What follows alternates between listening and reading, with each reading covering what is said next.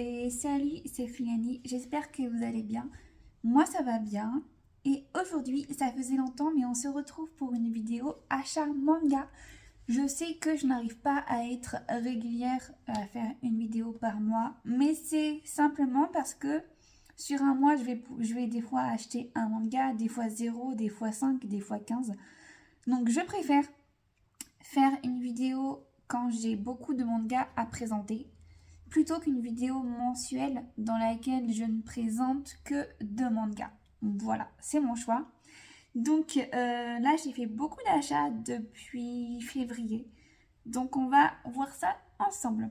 J'ai deux piles, donc celle des mangas que j'ai déjà lus et celle des mangas qu'il me reste encore à lire. Et je vais commencer donc par la pile des mangas que j'ai déjà lus.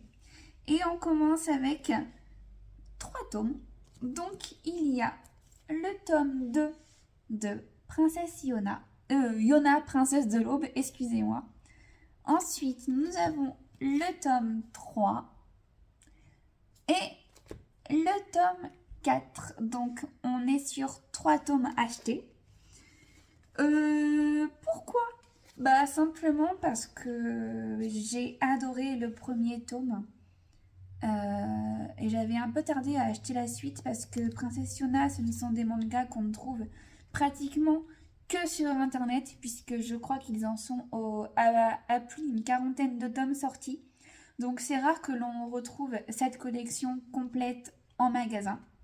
Donc moi, quand je vois pas, je pense pas. Donc voilà, comme le tome 1 était rangé dans ma collection, je n'y faisais plus attention, donc je l'avais totalement oublié en fait. Mais là, en retombant sur une vidéo YouTube qui parlait de ce manga, j'y ai repensé et je me suis dit, tiens, faudrait peut-être que je le continue. Donc j'ai acheté 3 tomes d'un coup, donc j'ai adoré. Ça ressemble un peu à la vibe de Fujiji Yuji, pour ceux qui connaissent, où l'héroïne va se retrouver au fur et à mesure avec plusieurs personnages centrés autour d'elle. Donc ils vont se retrouver en groupe pour leurs aventures. Là, j'ai un peu le sentiment que c'est ce qui va se passer aussi. Puisque donc Yona rencontre plusieurs personnages au fur et à mesure. Elle est plus avec seulement Ak, son ami d'enfance. C'est ça, un Ak, oui. Mais on voit 3 nouveaux personnages qui se greffent au groupe. C'est plutôt intéressant, ça me donne envie vraiment de voir la suite. En tout cas, je suis très curieuse de la relation entre Ak et Yona, qui est plus qu'évidente, hein. C'est sûr qu'il va y avoir une romance entre eux. Peut-être que je me trompe, mais les signes ne trompent pas. Donc voilà pour ce début de vidéo. Alors ensuite, j'ai commencé une nouvelle série. Les Noces Délicioles. Est-ce qu'il y a le D? Oui. Les Noces Délicioles, tome 1. Alors, je l'ai lu, j'ai adoré. Et pour le coup, j'ai foncé acheter le deuxième tome. Pour ceux qui ne veulent pas être spoil, zappez cette partie de vidéo. Mais pour le coup, on y retrouve Satoko. Donc Satoko qui est malade, qui est mourante. Elle elle a très bien conscience qu'il ne lui reste plus que quelques années de vie. Elle ne sait pas exactement combien. Mais donc elle, son rêve, c'est de pouvoir rendre fier son père et de trouver donc un mari. Qu'importe si elle l'aime, qu'importe si ce mari lui plaît, elle veut juste pouvoir rendre son père fier avant de disparaître de ce monde. Voilà. Sauf que les circonstances font qu'elle se retrouve kidnappée et cet homme, qui est plutôt beau gosse, mais qui s'avère être un assassin pur et dur, sans cœur, va la sauver. Enfin, va la sauver. Par quelques circonstances, il va la sauver. Et voilà, donc il va tout de suite s'éprendre d'elle alors qu'il ne connaît pas réellement ce qu'est l'amour.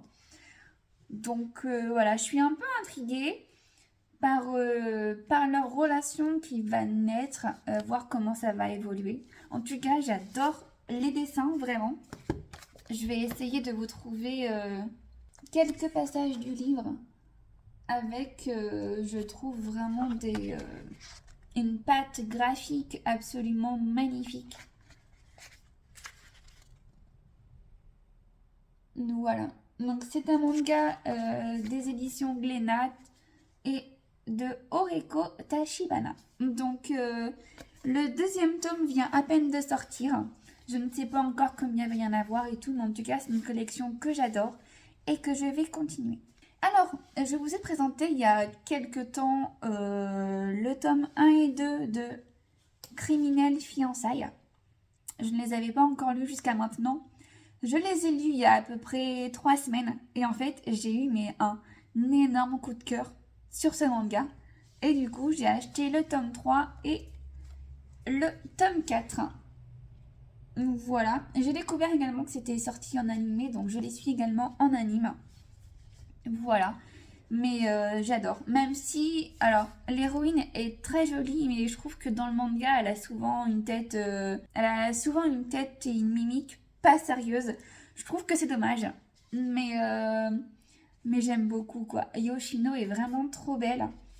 Et, euh, et le héros, il s'appelle comment déjà? Kirishima.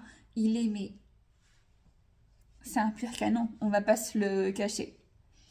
Mais bref, j'adore leur relation, bien que pour l'instant, je crois qu'il y a de l'amour que d'un côté. Enfin, on sait pas vraiment si Kirishima aime réellement Yoshino, parce que, tout comme les Noces des Lucioles, c'est un personnage qui ne connaît pas réellement l'amour, puisque il a beau être amoureux de Yoshino, il continue à coucher avec d'autres femmes à côté. Donc ça, c'est un point qui ne me convient pas du tout. Je déteste ça, mais bon, on n'y peut rien. Donc voilà, je suis plutôt curieuse de savoir comment ça va évoluer. Et en tout cas, je crois que le tome 5 est déjà sorti, mais je ne l'ai pas encore acheté. Donc vraiment, j'ai hâte et je vous le recommande à 100%. Et c'est tout pour la pile des mangas déjà lus. Je ne lis pas trop vite, sauf quand j'ai des coups de cœur, vraiment. Mais voilà, donc là on va passer à la pile des mangas que j'ai achetés mais que je n'ai pas encore lus. Donc pour commencer, on y trouve le tome 3 de You're My Soulmate. Je ne l'ai pas lu parce que il me reste encore le tome 2 que je n'ai toujours pas lu. Je sais, je traîne. Donc du coup, je pourrais pas vous en dire plus. Je me souviens juste avoir lu le tome 1, mais c'était il y a quelques mois déjà, donc je serais même incapable de vous répéter l'histoire. Je crois qu'il faudra que je le relise. Mais en gros, ah si, c'est ça. On y suit l'histoire de Iori qui voulait à tout prix aller à la fac et trouver l'amour, coûte que coûte. Et elle avait rencontré quelqu'un, je crois, mais cette personne l'aidait à trouver l'amour. Mais en fait, il s'avère que... Bref, je peux même pas en dire plus, vous voyez, c'est vraiment n'importe quoi. Donc il me reste ce manga à lire, donc il faudra que je m'y attelle très rapidement. Je ne comptais pas du tout le faire, mais en allant dans un Leclerc, je suis tombée dessus par hasard et j'ai été attirée par la couverture et par les dessins que je trouve mignons. Je dirais pas sublimes, mais ils sont plutôt mignons. J'aime beaucoup la tête de l'héroïne en fait. Et mais je ne saurais pas expliquer pourquoi. Ça, c'est le genre de dessin que moi j'aime bien. Donc il s'agit de la fille féline. Une fille féline. Non, une fille si féline, excusez-moi. C'est le tome numéro 1. Ça vient des éditions Doki Doki. Et donc c'est un manga de Akinoko. Voilà. Et donc je vais vous lire le résumé. C'est la rentrée scolaire. Seno, un jeune lycéen, découvre que sa voisine de classe est pour le moins particulière. Elle passe toute la journée à dormir sur son bureau, ce qui n'est pas sans faire rager et inquiéter son professeur. Celui-ci demande alors à Seno de se rapprocher d'elle et de tout faire pour la maintenir éveillée pendant les cours. Un défi des plus difficiles pour ce garçon très timide et réservé. Mais un jour, par chance, il aperçoit la jeune fille dans un bar à chat où elle travaille. Et c'est ainsi que grâce aux félins qu'elle côtoie chaque jour et avec lesquels elle semble se sentir bien mieux qu'avec les humains, Seno et elle vont peu à peu se rapprocher. Donc voilà pourquoi je l'ai acheté. J'ai lu le résumé, je l'ai trouvé mignon, ça m'a intriguée. Et voilà. Donc j'essaie de vous en dire plus sur Instagram dès que je l'aurai lu. Voilà. Je me suis procuré le tome 2 de Days with My Stepsister. J'avais bien aimé le 1. On y retrouvait une fille et un garçon qui sont amenés à devenir demi-frères et demi-sœurs par le mariage de leurs parents. Sauf que ça a changé un peu des clichés habituels. Donc je me suis dit pourquoi pas la continuer. Donc on verra. J'ai hâte de savoir plus, de voir comment est-ce que la relation va évoluer entre eux, savoir s'il va y avoir une idylle ou pas, parce que je pense pas. Du moins, le premier tome ne nous laissait pas du tout penser à une potentielle idylle entre eux. Donc voilà, on verra, je peux pas vous en dire plus encore une fois. J'ai continué le Marquis d'Amnésie avec le tome numéro 2 ainsi que le tome numéro 3. J'avais été, je vous l'avais dit, un peu déçue du tome 1 dans le sens où on ne voit pas assez le passé, leur relation avant que le héros ne perde la mémoire. Donc c'était un peu dommage, ça enlevait beaucoup d'intrigue au niveau du manga en lui-même. Mais bon, je les ai vus, je me suis dit que j'étais un peu à la bourre, donc du coup je me suis rattrapée. Et du coup j'ai hâte également d'en savoir plus et de voir si l'héroïne va rester avec lui malgré les horreurs qu'il lui a fait vivre avant de devenir amnésique. Celui-là, on l'attendait depuis pas mal de temps, je crois. Il s'agit du tome 5 de My Happy Marriage. Donc c'est une édition en plus avec une double couverture, une édition limitée. Donc on a au choix cette couverture qui est genre toute douce, toute belle, vraiment. Et la deuxième couverture est comme ça, donc elle est un peu plus sombre. Donc moi pour le coup je préfère vraiment l'autre avec plus des tons rosés. Donc je garderai celle-là. Et en plus ce que j'apprécie c'est que dès qu'on ouvre le manga on tombe sur pratiquement une troisième couverture avec cette illustration qui est des plus magnifiques. Vraiment les dessins sont sublimes. Alors My Happy Mariage, je n'ai toujours pas lu le tome 3 et 4 pour la bonne raison que ayant déjà vu l'anime sur Netflix, j'ai plus trop de surprises, mais il faudra quand même que je m'y mette. Je trouve quand même que Mio est très attachante, même si le fait qu'elle se renferme sur elle-même est à la longue un peu lassant. Je ne sais pas si ça va évoluer dans le manga. On verra, quoique j'ai pas de surprise puisque j'ai déjà vu l'anime comme je vous l'ai dit. Mais voilà, il faudra quand même que je m'y mette. Alors, honte à moi, c'est un manga qui est super connu, que beaucoup de gens apprécient, mais que je n'ai toujours pas commencé. C'est chose faite maintenant, j'ai acheté le tome, mais je ne l'ai pas encore lu. Les carnets de l'apothicaire. Je n'ai pris que le tome 1 parce que je ne sais pas du tout si je vais apprécier la lecture. C'est un manga des éditions Kiyun et donc de Itsuki Nanao. Je le présente, mais je crois que vous le savez déjà tous. On va suivre l'histoire de Mao, formée donc par un apothicaire du quartier des plaisirs, qui se retrouve vendue comme servante dans le quartier des femmes du palais impérial. Donc voilà, je n'en sais pas plus pour l'instant, vraiment je connais pas l'univers.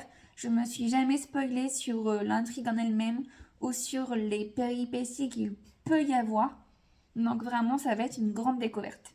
Petite série que j'aime bien, mais sans plus, malheureusement, il s'agit de Sakura Saku. J'ai acheté le tome 4 ainsi que le tome 5.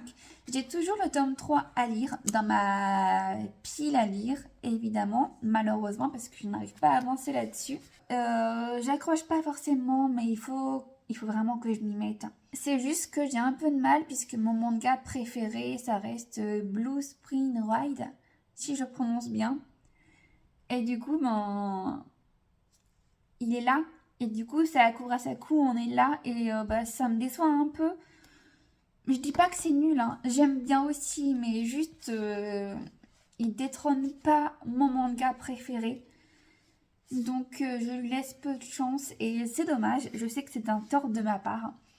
Mais voilà, il faut quand même que je les lise et que je continue la série. Ça faisait longtemps, mais j'ai acheté enfin la suite de Horimiya avec le tome 6 ainsi que le tome 7. Donc voilà, la petite histoire d'amour, toute simple, entre Ori et Miyamura, si je me souviens bien, avec donc les différents protagonistes qui suivent le quotidien de nos deux héros, de nos deux personnages principaux plutôt, je veux dire. Donc là, je n'avais pas d'autres tomes à lire avant ceci. Non, j'étais vraiment à jour. Donc voilà, il restera plus qu'à les lire, mais on y retrouve vraiment une idylle sans péripéties, à part peut-être un triangle amoureux, je ne sais pas. En tout cas, voilà, il faudra aussi que je les lise. Mais ces tomes-là ne seront pas dans mes priorités à lire. Et enfin, pour clôturer cette vidéo, je me suis procuré le tome 2 de L'amour est dans le thé. C'est un petit shoujo que j'avais particulièrement apprécié. Donc voilà, j'ai vraiment hâte de lire la suite des aventures de Shako. Donc Shako qui avait fui son ex-fiancé qui était un peu prenant avec elle et qui s'était installé dans la fabrique de thé de son frère. Elle a découvert donc que son frère avait une petite fille qu'elle ne connaissait pas. Et elle va se rendre compte que sa petite fille donc, est élevée par un homme qu'elle ne connaît pas, Ishin. Il s'appelle Ishin. Et il me semble que pour faire fuir son ex-fiancé, elle lui avait menti en lui disant qu'il s'agissait de son nouvel amoureux, sauf que pas du tout. Et voilà, c'est une petite intrigue toute mignonne à lire, vraiment toute reposante. Et pour le coup, j'aime aussi beaucoup les dessins qui font un peu rappeler aux vieux mangas. Je sais pas si ça vous le fait, mais moi je retrouve beaucoup de vieux shoujo avec ces traits-là.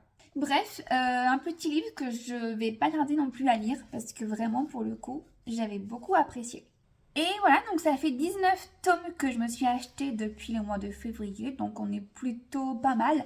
Mais pour un petit budget comme le mien, c'est plus que suffisant. Et voilà, n'hésitez pas à me dire dans les commentaires sur quelle série est-ce que vous êtes parti en ce moment. Si vous avez également des mangas en commun avec ceux que je viens de présenter dans cette vidéo. Et en tout cas, je pense sur Instagram me diversifier un peu plus en justement postant régulièrement des petites stories sur les mangas que j'ai à lire, que j'ai lus et un petit avis vite fait. Voilà, donc si ça peut vous intéresser, n'hésitez pas à me dire dans les commentaires. Et sur ce, je vous dis bonne fin de journée à vous et à la prochaine pour une nouvelle vidéo. Bye!